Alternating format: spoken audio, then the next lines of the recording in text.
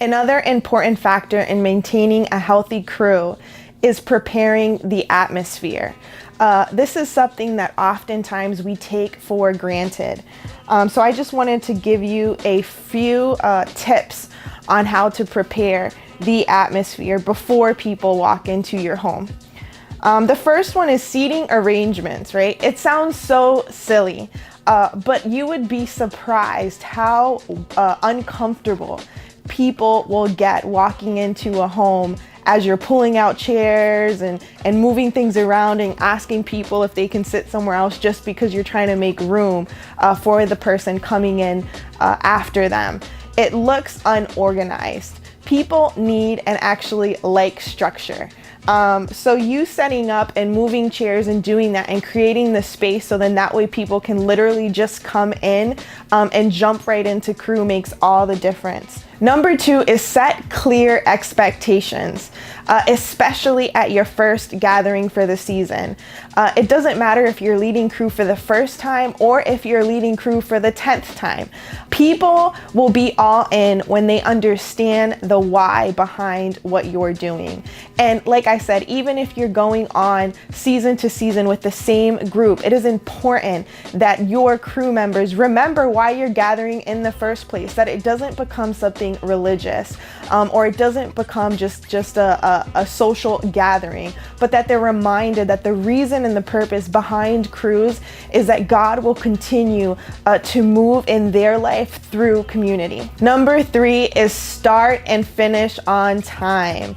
If you start doing the first 2, like I said, having everything ready and set when people come in, then it will be way easier to start at the time that you set to begin with. For example, if you start at 7 p.m., you honestly should not be going into your crew material after about 5-10 minutes. That's crazy. Even if people told you in advance that they would arrive late, you want to be honoring of everyone else's time.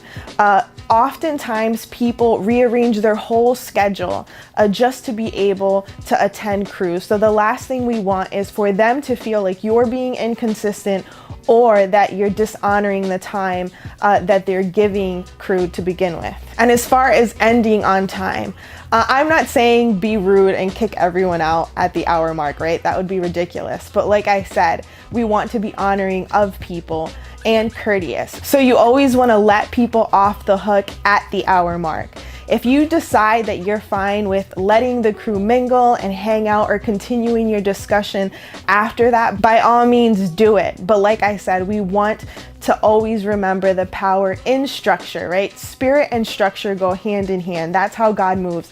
God could have created the earth in a cluster, right? But he chose to create the universe in a poised and timely manner. And so we always want to be representing that in the way that we approach ministry. Number 4 is be authentic. I cannot stress this enough. God chose who would end up in your crew in the season that you're in. And so if God himself appointed you to lead a crew and to host a crew, it's because you do have something to offer. People don't need the next crew leader, or honestly don't even need the crew leader that you might have had in the past before you decided to lead a crew. They need you. And so you have to remember that all of this is designed and put together by God. And if we can trust that those coming to your crew were put there by the Holy Spirit, by the lead of the Holy Spirit, then you can be confident and transparent in who you are. You have something unique and special to offer your crew members. The last thing that people need to see is someone pretending to be perfect or to have it all together. That isn't us. And that definitely does not reflect who we are as a church. So being you is the best you can be. Number 5 is you do not need to have all the answers. The pressure is off. Honestly, the reality is you probably will end up in situations and discussions with your crew that you won't have the answer to.